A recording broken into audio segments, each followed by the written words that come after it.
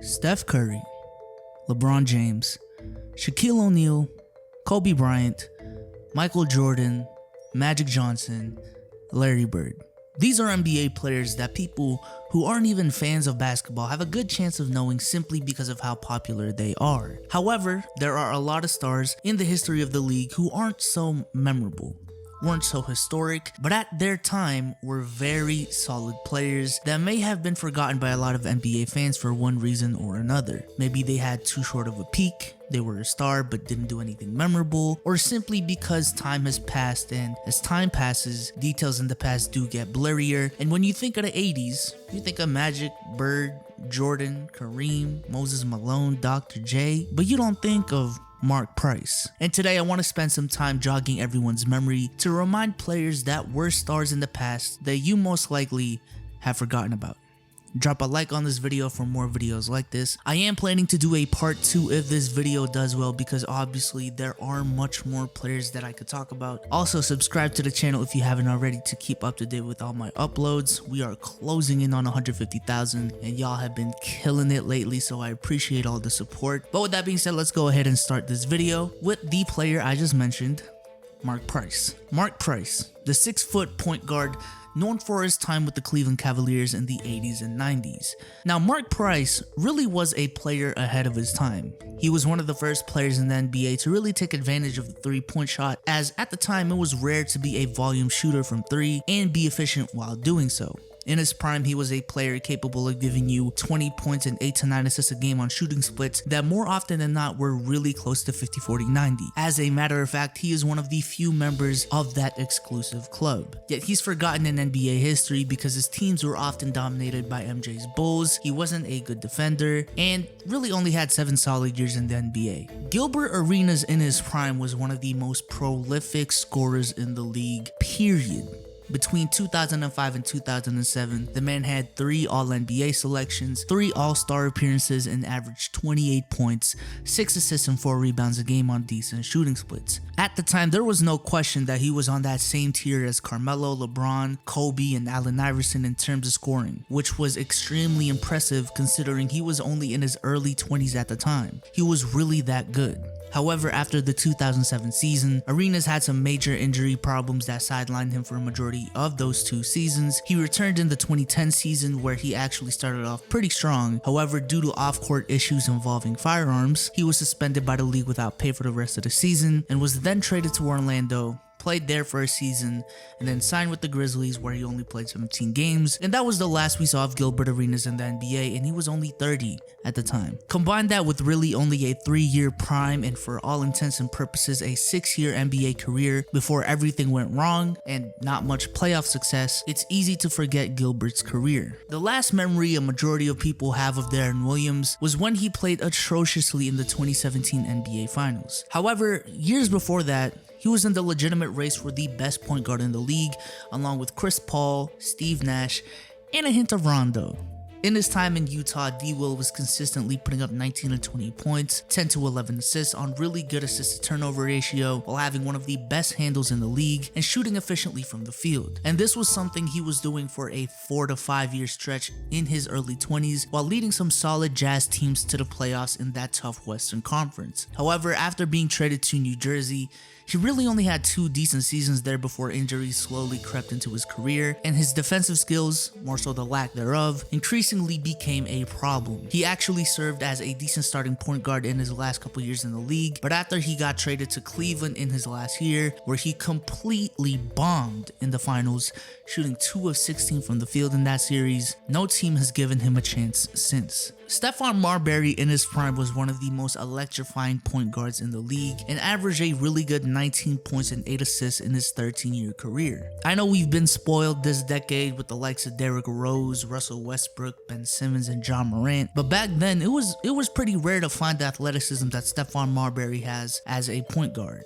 However, despite being a solid player, he only made the All-Star team twice and never had any significant playoff success, and after the 2008 season, when he got into an altercation with the then Knicks GM Isaiah Thomas. He was out of the league after the 2009 season, where he continued to play in China, where he actually had a very dominant career there. Jermaine O'Neal was a 6'11" power forward from the 2000s, mainly known for his tenure with the Indiana Pacers, who in general are already a very underrated team and forgotten in NBA history. And Jermaine O'Neal from 2002 to 2007 was a perennial all-star and had 3 All-NBA selections in that time as well. He was a player capable of giving you 20 points, 10 rebounds, and 2 to 3 blocks a game, which were extremely solid numbers. However, after the 2004 season, injuries started to plague his career until he slowly deteriorated to just a solid starting big in the league, and he spent the last 4 years of his career just bouncing around the league until he retired in 2014. Y'all remember Chris Kaman? If you do, you probably remember him from his time on the LA Clippers. In the 2008 season, he had a season where he averaged 16 points, which are really good numbers. Now, they didn't lead to any wins, but again, very solid numbers. However, he spent most of the 2009 season being injured, but the year after that, Chris Kaman had his sole All-Star appearance in his career when he averaged 19 points and 9 rebounds a game. Sadly, he never built on that and injuries continued to bother him until he eventually just became a backup big man in the league and was out of the league after the 2016 season after 13 years in the league. Before the Indiana Pacers were considered Paul George's Pacers, it was actually Danny Granger's. And at his best, Danny Granger was a 24 to 26 point per game scorer on actually really good splits from the field, as in 2009, he averaged 26 points on 45, 40, 88 splits, shooting 7 threes and free throws a game. And even as late as 2012, when the Pacers took the Heat to 6 games, the Pacers were still viewed as a team led by David West and Danny Granger. Paul George at the time was just a starter averaging 10 to 12 points a game. However, the season after, Danny Granger only played 5 games due to a knee injury, and a 22-year-old Paul George took complete advantage as he averaged 17 points and 8 rebounds and led the Pacers to 49 wins, while also winning Most Improved Player. And after PG helped the Pacers push the Heat to 7 games in the Eastern Conference Finals that year, the year after, it was clear that the Pacers were now Paul George's team. Danny Granger did come back the year after, but he didn't play good at all, and he was traded to the Clippers in that season as PG continued his development and led the Pacers to the best record in the East. Danny Granger's last stop was in Miami in 2015, where he only played 30 games and averaged 6 points, and that was the last we've seen of Danny Granger. Now, for fans who started watching the NBA around 2009 and 2010, many of y'all just remember Grant Hill as that forward on the Phoenix Suns who was decent.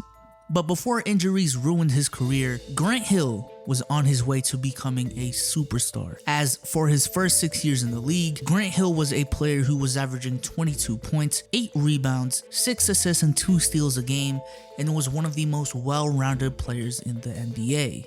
In just his second year in the league, Grant Hill was already averaging 20 points, 10 rebounds, and 7 assists a game. The year before he signed with Orlando, what many consider his best season, he was averaging 26 points, 5 assists, and 7 rebounds a game. However, like I alluded to earlier, injuries did play a big part in his career, as from 2001 to 2006, Grant Hill only had 1 season where he played more than 30 games. But as a testament to his talent, the 1 year where he was healthy in that time span, he was still capable of putting up 20 points and 5 rebounds a game and was an all-star. Now, due to his injury history, it was very surprising and very impressive that Grant Hill would still play 18 seasons in the NBA and would play until he was 40 years old. But many people have really forgotten exactly how good Grant Hill was and how good he could have been if injuries didn't ruin his career. If you know Shawn Marion, it's most likely because A, you've seen his jump shot, or B, you knew him from the 2011 championship team. However, his time with the Phoenix Suns was a very overlooked period, as in this time, Shawn Marion was a player consistently putting up 19 to 20 points, 10 to 11 rebounds, and 2 steals on good efficiency as a 6'7" small forward / power forward in the mid-2000s. He was a very good defender, but was never given all defensive team honors, the same way Clay's one all defensive selection doesn't do his defensive abilities justice. A lot of the credit for those Suns teams went to Amar'e and Steve Nash, but in reality, they did have a big 3 with Shawn Marion, and Shawn Marion doesn't get talked about enough. Now, many people know Elton Brand from his stint in Philly and also being the GM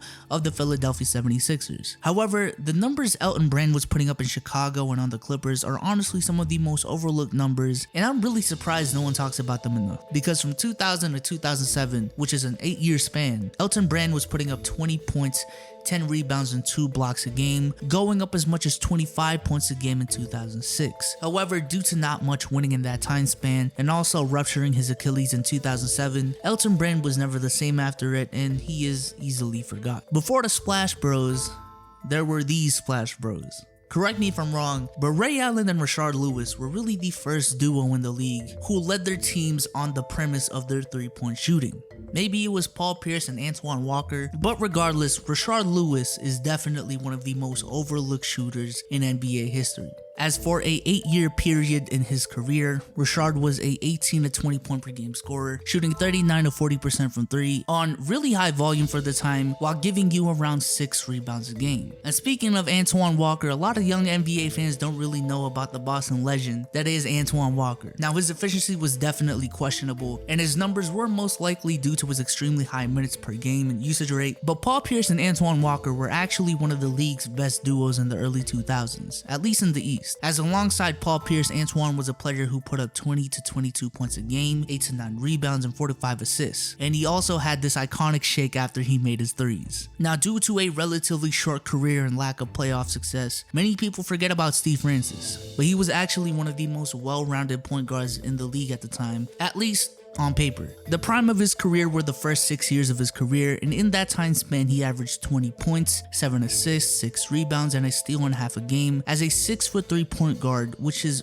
pretty impressive. However, after being traded to Orlando, he increasingly became upset at the organization after his first year there, and then he went on to New York and then Houston, and was out of the league after just 9 years and at the age of 30. Now, many people don't know about Jamal Mashburn, and I'm gonna be honest, I vaguely knew about him prior to making this video. But Jamal Mashburn was a pretty consistent producer in his career in terms of volume that just never really got any recognition for it due to the lack of playoff success that he had. In his rookie year, he averaged 19 points a game and then instantly became a 24 point per game scorer the year after. His numbers did dip in Miami, however, he was still a very crucial part in some very good Miami Heat teams in the late 90s. However, once he got to the Hornets, his numbers went right back up and became a 20 point per game scorer for 3 straight years. However, due to knee injuries in his last year in the league, he was forced to retire early. He was only 31 years old and he was averaging 21 points per game in that season before the injury. Again, a very solid player, and he had a very solid NBA career. He just didn't do anything memorable to many people's eyes. Like Shawn Marion, you might know Peja from his stint in Dallas where he won his only ring. And maybe you even knew him from his time with the Hornets with Chris Paul. But not many know about his time in Sacramento, because Peja was a very crucial part in some great Sacramento Kings teams, as he was giving you 20 points and 6 rebounds a game on elite shooting.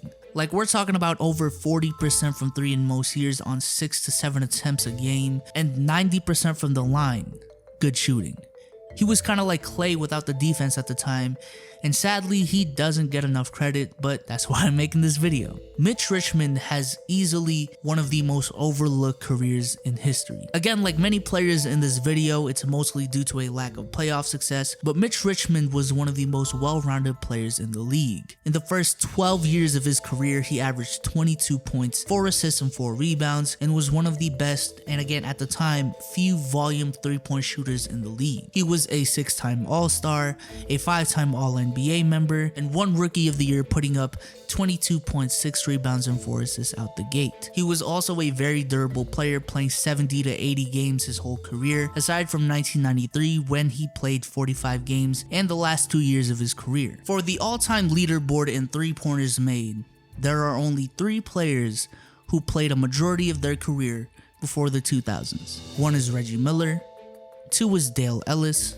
and 3 is Glen Rice. Glen Rice's tenure with Miami and Charlotte were pretty overlooked because of, again, a lack of playoff success. But also, there's this kind of myth in the NBA community that the only sharpshooter in the 90s that was also a star was Reggie Miller, and that every other elite shooter in the NBA was just a role player like Steve Kerr or John Paxson. But that wasn't the case, because Glen Rice was every bit as good at the time. One could even make the case was better than Reggie Miller from 3, at the very least on the same level, as Glen Rice is a career 40% shooter from 3, and at his best, which was in 1997, Glen Rice averaged 27 points a game while shooting an insane 47% from 3 on 6 threes a game, 47%. As I mentioned previously, Dale Ellis is also one of the few players in the top 30 for all-time three-pointers made who played their career in the 80s and 90s. But aside from just his three-point shooting ability, the numbers he was putting up in his prime were ridiculous. For one, he had one of the biggest improvements from one season to another, as his first 3 seasons in the league, he was just a player averaging 8 to 9 points a game. And then as soon as he went to Seattle, that jumped all the way up to 25 points a game.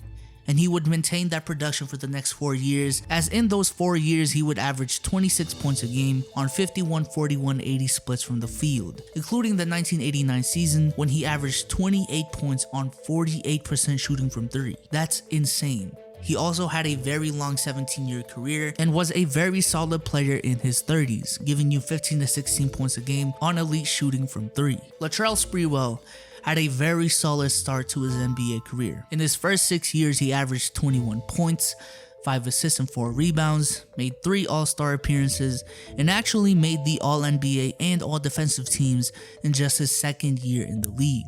But he most notably made a name for himself in the 1999 season, as Latrell and Allen Houston led the 8th-seeded New York Knicks all the way to the NBA Finals, the only 8th seed in NBA history to make it all the way there. Now, the Spurs did beat them in 5 games, but still a very overlooked career. Now, Amar'e Stoudemire is probably one of the most known players in this video, but I just think people have really forgotten exactly how good Amar'e was in his prime. Because from 2005 to 2011, essentially, Amar'e Stoudemire was one of the most imposing physical forces in the league and was a 25 to 26 point per game scorer in many of those years. And when he went into free agency in 2010, many would say that he was the 3rd best free agent at the time after LeBron and D Wade. Yes, that means he was above Chris Bosh. However, right after his one dominant year on the Knicks, injuries quickly caught up to him and he slowly deteriorated, ending his career in 2016 playing for the Miami Heat. Before he became a politician in Sacramento, Kevin Johnson was a killer on the court. In the late 80s and early 90s, he was well within that mix for the 2nd best point guard in the league, along with Isaiah Thomas and John Stockton.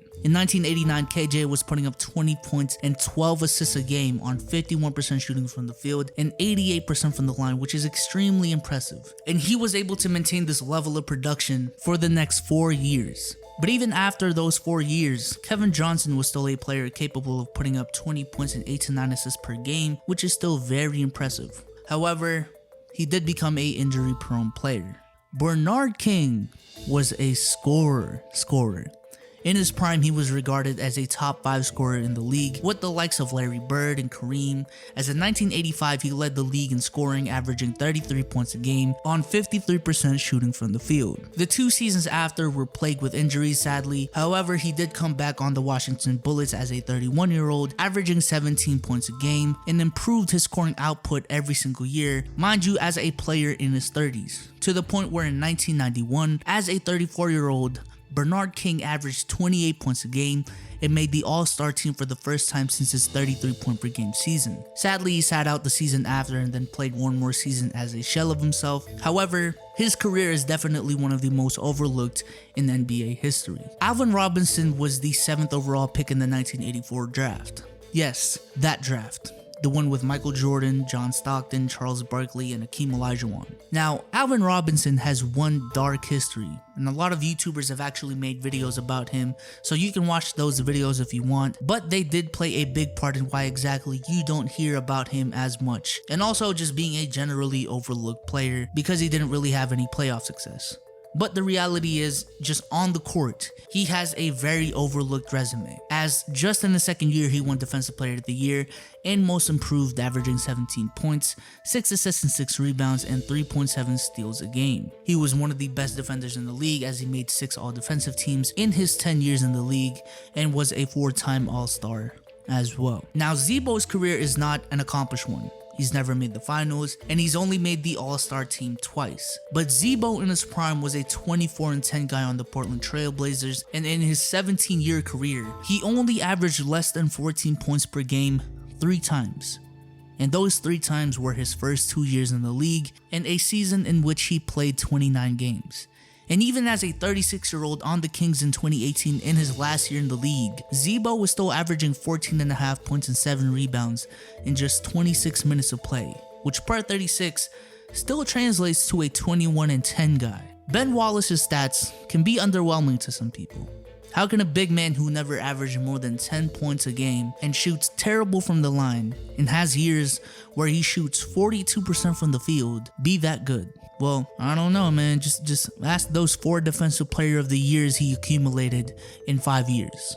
Because in his prime, Ben Wallace was the cornerstone of one of the best defenses of all time, and was able to grab anywhere from 12 to 15 rebounds a game and block 3 shots, which is extremely impressive. The 2004 team is already generally an underrated team, but Ben Wallace's contributions to those teams are very overlooked. Now, if y'all like this video, leave a like on it. Again, if it does well, I will do a part 2 very soon. Let me know in the comment section of players you guys wanted to see in this video. Maybe I put them in a part 2. Maybe I already have them on there. Who knows? Subscribe to the channel. Once again, we are closing in on 150,000. Watch these 2 videos if you haven't already. But with that being said, I'm out. Peace.